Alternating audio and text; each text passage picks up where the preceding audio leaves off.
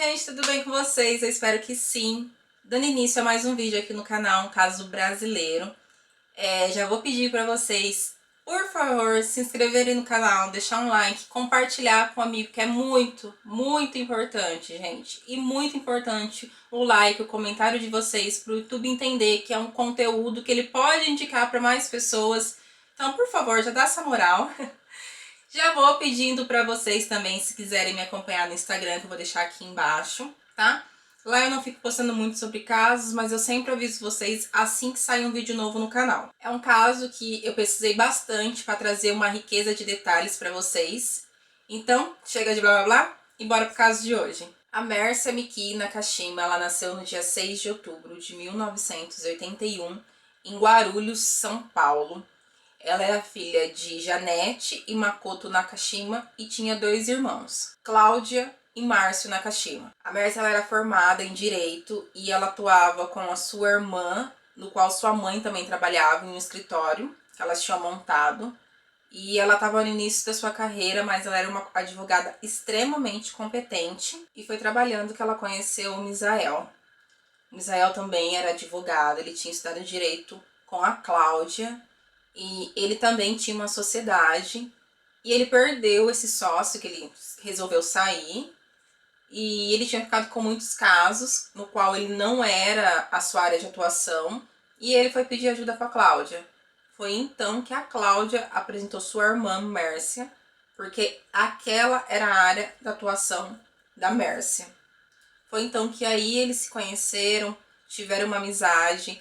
Como os casos eram muitos, a Mércia decidiu sair da sociedade com a irmã e trabalhar com o Misael. Misael Bispo de Souza, ele atualmente é um ex-policial, mas na época do caso ele era um policial reformado. Ele era sócio da Mércia. Ele nasceu no dia 5 de março de 1970, na cidade de Paratinga, na Bahia. Como eu já informei para vocês, a sociedade surgiu e junto com a sociedade também veio um relacionamento dos dois. Esse relacionamento, em alguns lugares, fala que durou cerca de 2 anos, mas em troca de e-mails que foi crucial para a investigação, o Misael diz que o relacionamento deles durou 4 anos. Esse relacionamento não era um relacionamento totalmente saudável.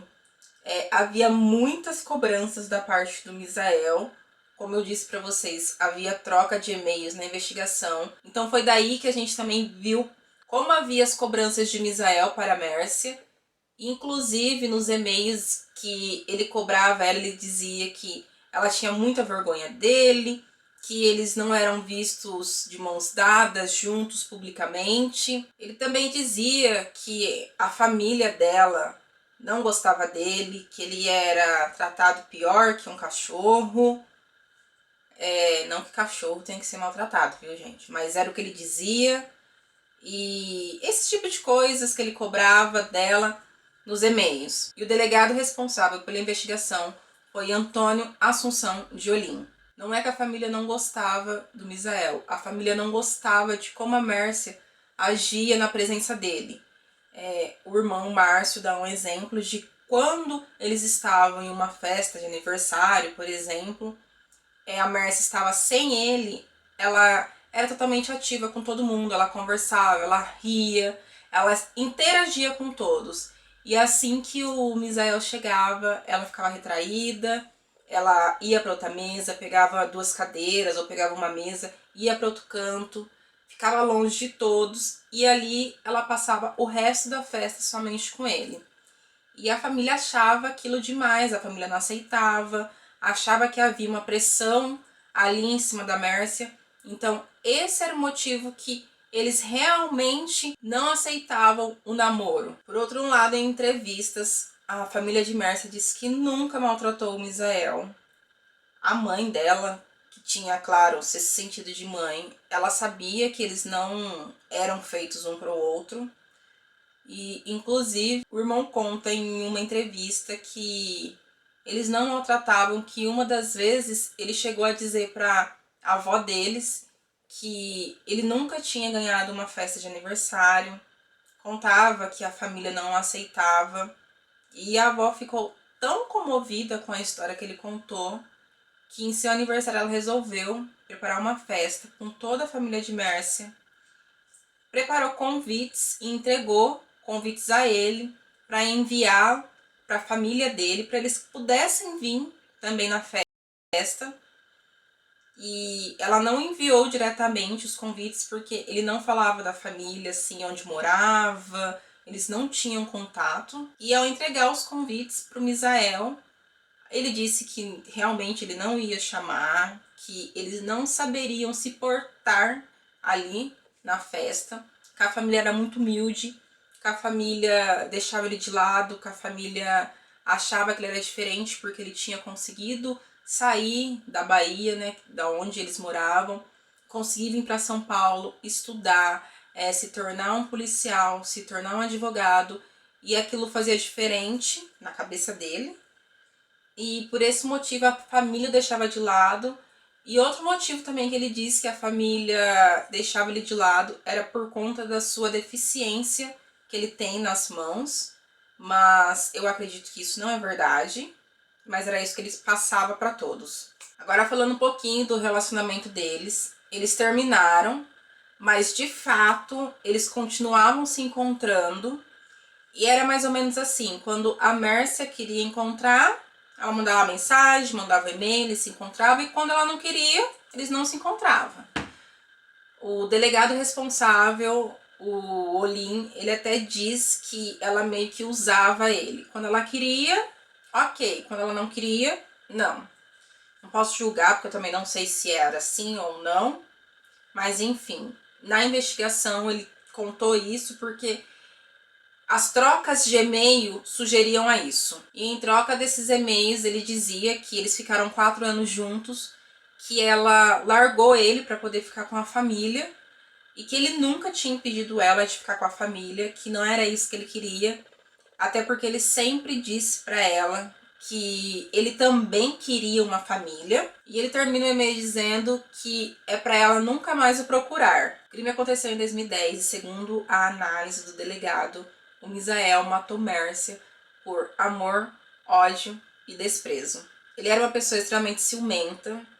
Ele achava que ela tinha outra pessoa, mas na verdade ela não tinha. E apesar dos e-mails que ele mandava dizendo para ela não procurar mais, ele mesmo ficava indo atrás dela. Ele ficava rondando em volta da casa da avó, porque ele sabia que todo domingo ela estava lá. E como ele ficava indo atrás dela, ele ficava ligando, ele ficava mandando e-mail.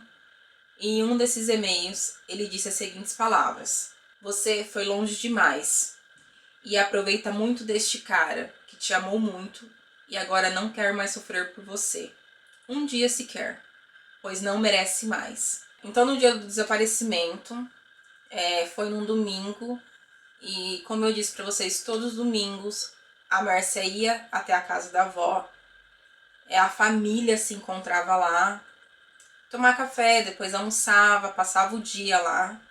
E naquele dia, após o almoço, as crianças resolveram jogar videogame e a Mércia não gostava e pediu para trocar a programação e as crianças insistiram em querer jogar. E então ela pegou e falou: "Ah, vocês vão ficar aí então fazendo isso, então eu vou embora, que eu tenho que arrumar cabelo, eu tenho que fazer minhas coisas." E foi então que ela foi embora para casa. E infelizmente a família nunca mais a viu com vida. Ela combina antes de ir embora com a mãe que no outro dia ela passa para pegar ela para trabalhar. Só que como ela não passa, a mãe liga para a irmã, para Cláudia, pergunta se a Mércia está no escritório. A Cláudia fala que não. E eles tentam começar a ligar para ela não atende.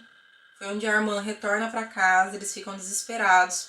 Passam um dia tentando localizá-la, não acham. E aí no final do dia, como eles não acham ela, eles vão até a delegacia.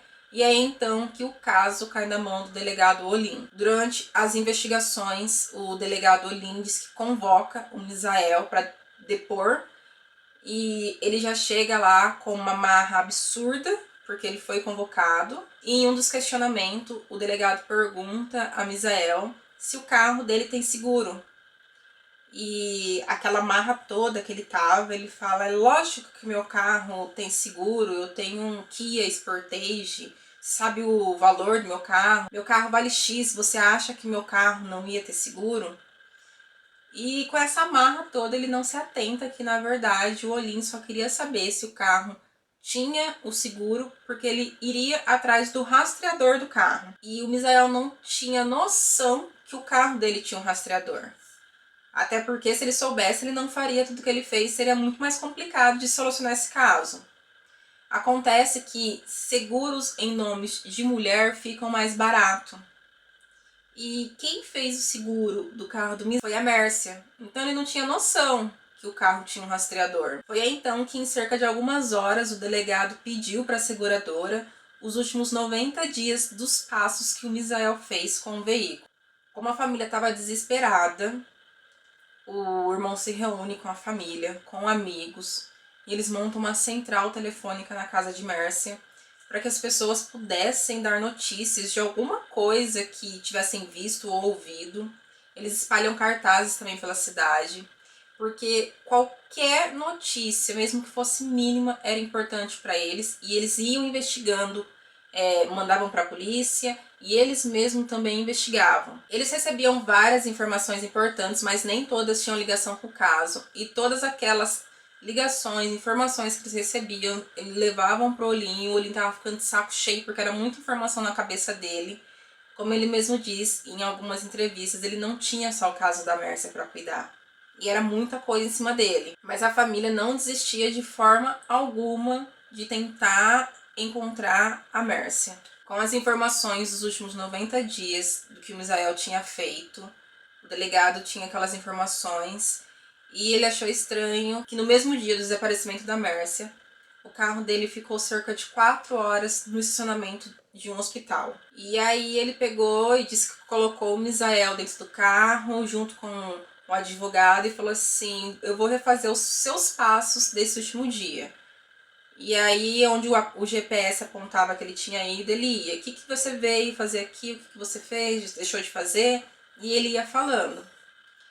E esse tempo que ele fala que o carro ficou no estacionamento, ele fala que ele estava num programa com uma garota e essa garota nunca apareceu. E essa garota, uma hora era morena, uma hora era loira. Ele se contradizia muito no que ele falava. E aí o Olin fala que ele suava de nervoso e ele começou a mostrar tickets de cinema que ele tinha ido um dia antes com ela, ou dias antes, mostrava que eles tinham comido. E o delegado achou muito estranho, porque ele falou assim: ninguém fica guardando um ticket de estacionamento, um ticket de cinema, um ticket da comida que comeu. Por que ele estava guardando tudo aquilo para produzir as provas? Enquanto isso, a família, que achava que eles não estavam mais se relacionando e tendo mais contato nenhum, o Olin mostrou para eles que não, que eles continuavam tendo um relacionamento, poderia não ser um namoro, mas eles continuavam se encontrando sim. E como o irmão não acreditava, e a família não acreditando nisso, e levando muita informação para o Olin, eles acabaram discutindo, pois o irmão contou que um pescador tinha visto que um carro tinha sido empurrado dentro da represa de Nazaré Paulista, e as informações do carro batia com o carro da Mércia. Ela tinha um Honda Fit zero que a tia tinha presenteado.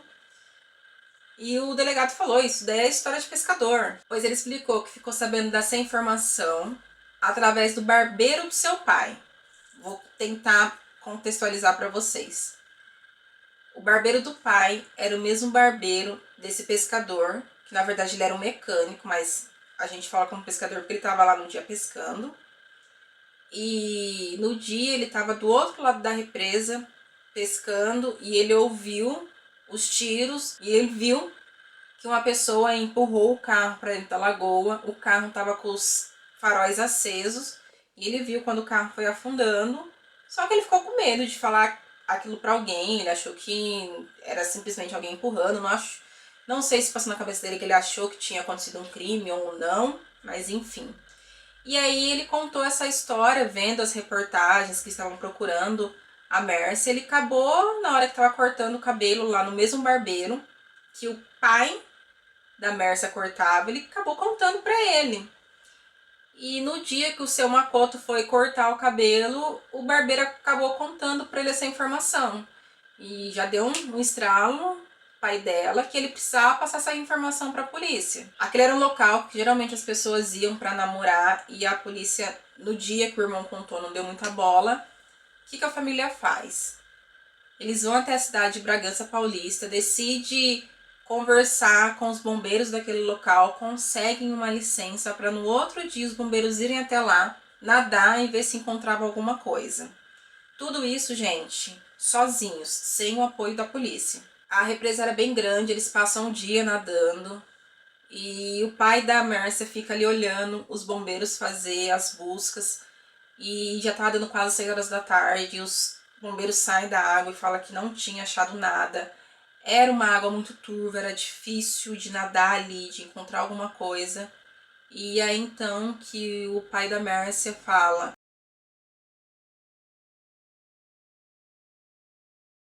e é muito emocionante porque na hora que os bombeiros realmente resolvem subir, eles batem no carro dela e aí eles tiram o carro da água e ela não está lá.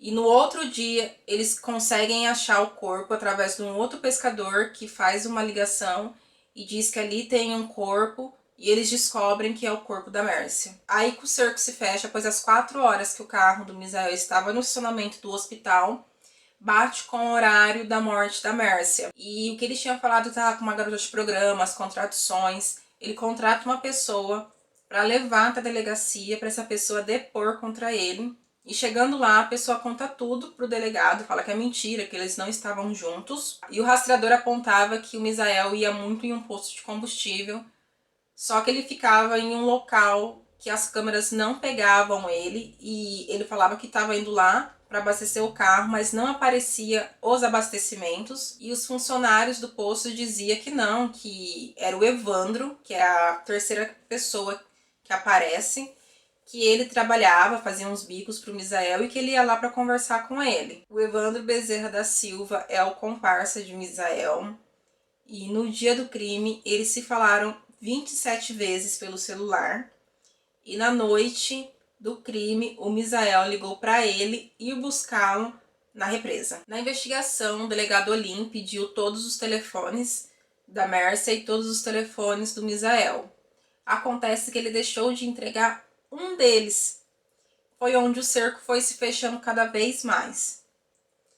No dia do crime, esse celular o Misael usava para falar só com seus familiares. Em uma das ligações, a Mércia fez para esse número de celular. E como era um número diferente, o delegado resolveu investigar.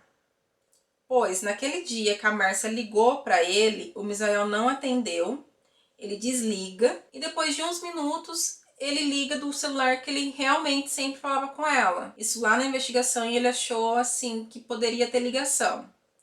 Aí ele resolve investigar esse celular. E ele descobre que esse celular foi feito ligações 27 vezes para o Evandro no dia do crime. Ou seja, eles estavam combinando.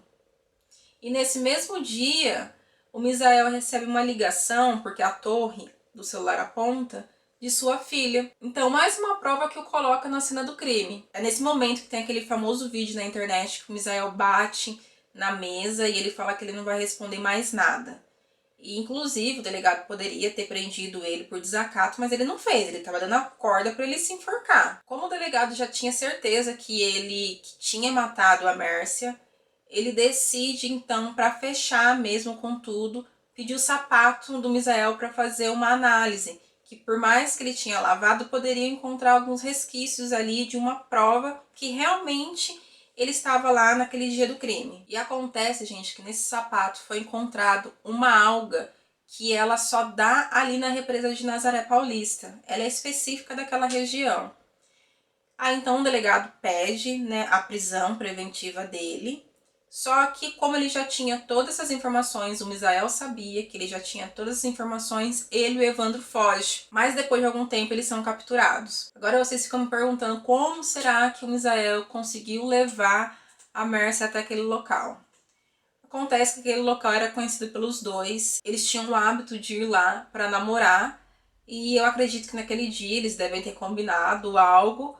Foi então que ela foi até lá e infelizmente ele acabou matando ela. No julgamento, a defesa tentou se basear que, na verdade, quem tinha matado a Mércia Foi um cliente que teve uma resolução não favorável para ele e por conta desse motivo ele resolveu fazer isso, mas esse cliente nunca foi encontrado, nunca foi achado um processo que realmente provava que era isso que tinha acontecido. Eles também dão a entender que no carro da Mércia tinha um colchão no porta-mala e eles também dão a entender que aquele colchão era usado para outros fins. A família fica extremamente nervosa, brava com aquelas insinuações. E o Márcio conta que, na verdade, aquele colchão estava lá, pois uma semana antes eles haviam ido até o sítio da família e lá não tinha colchões e camas para todos dormirem. Então eles levaram colchões e outros objetos para o sítio e a Márcia acabou não retirando do carro, estava tudo lá no seu porta-mala. Foi um julgamento de 4 dias, houve muita discussão, muito foi se falado, muito foi se conversado. Inclusive nessas insinuações, o irmão ficou tão bravo que ele pediu para ser dispensado. E nas condenações de Misael e Evandro, Misael pegou 20 anos de reclusão. Ele foi encaminhado para uma prisão de policiais e Evandro foi condenado a 18 anos de prisão. O Misael ele achou que era muito tempo e a família de Mércia achou que era muito pouco.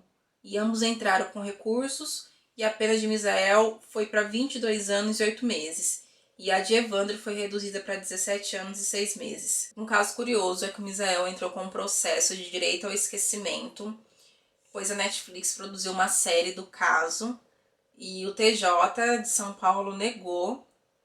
E nesse processo ele pediu uma indenização de 500 mil reais. A casa também da avó de Mércia se tornou um instituto Mércia Nakashima para encontrar pessoas desaparecidas. E é isso, gente. Esse foi o caso de hoje. Espero que vocês tenham gostado. Não se esqueçam de se inscrever no canal aqui embaixo pelo botão inscreva-se.